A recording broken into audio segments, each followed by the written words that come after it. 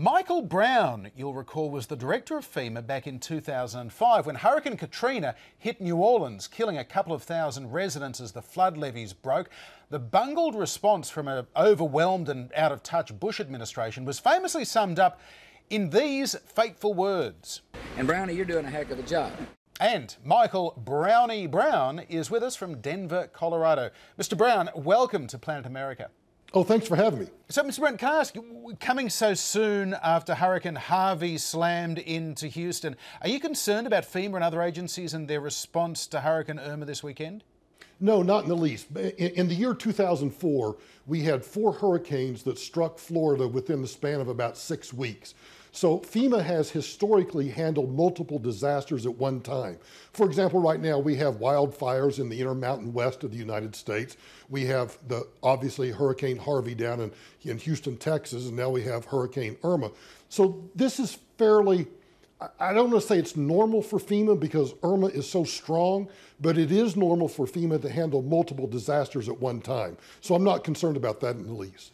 And what was your evaluation of the FEMA response to Hurricane Harvey? It was textbook. One of my concerns was back in 2003, the United States created the Department of Homeland Security, and it has evolved into kind of this massive bureaucracy. And one of the problems that I had during Hurricane Katrina was working the way through this new bureaucracy.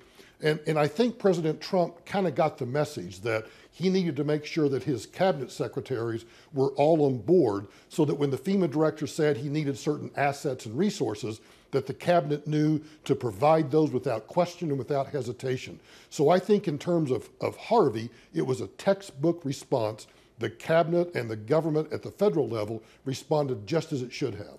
After Harvey, we saw all these heartwarming images of private citizens motoring up and down in their boats, up and down the laneways, saving people. Now, is that an indictment of FEMA, how large the private sector response was, or is that how it's meant to go? Was that actually good coordination?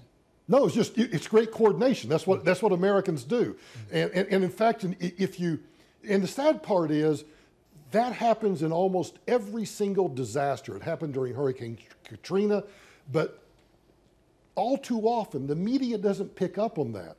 But because Harvey was so big and there were so many people that just came in to help, I think the media for the first time went, oh, wow, look at this. We have private citizens helping other citizens. Well, that's just what we do in the United States. That's what you do in Australia. And I just think that for the first time, the media was kind of wowed by it, and it finally got the media attention that it should have gotten. Mr. Brown, the media gave some attention earlier this week to concerns over whether the money was going to be there for another operation on top of Harvey. There was the funding bill that passed, and then yesterday we saw that surprise deal cut between the president and Democrats. What did you make of that as a political observer these days, as well as your past with FEMA? Was that an act of pragmatism or desperation? How did you characterize it?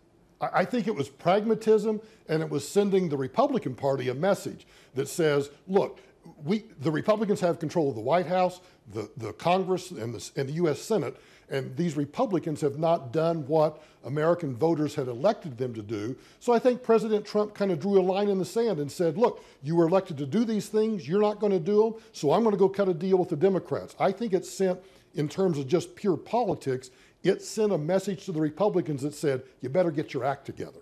You talked about the textbook response to Hurricane Harvey. More broadly, though, do you feel as though the lessons of Hurricane Katrina 12 years on have been learnt by federal administrators and others? It's been learned by the government, but I don't think yet today that it's been learned by American citizens. And the lesson that hasn't been learned is this. The federal government of the United States is big, it's powerful, but it's still slow moving, it still takes time. And as you pointed out, we saw private citizens doing things. It still takes the private sector to respond to a disaster.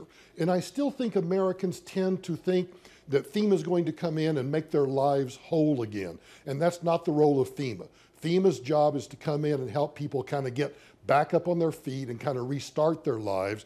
But FEMA doesn't rebuild homes. It doesn't pay to rebuild homes. It just provides short-term financial assistance. And I'm concerned that Americans still don't get that. Can I ask you before we let you go, though, is it true that even though Sure. the president called you that, you hate being called Brownie? I don't hate it. It just is, There's only one person in the world who ever used that nickname, and it was President Bush. And so every time I hear it, it's just like, really? That's the best you can come up with? Well, you know, you got off lightly. He called Karl Rove Turd Blossom. It could be worse. You're exactly right. Bingo, you're exactly right. Well, Michael Brown, we really appreciate your expertise. Thank you so much for taking the time. Anytime. Thank you.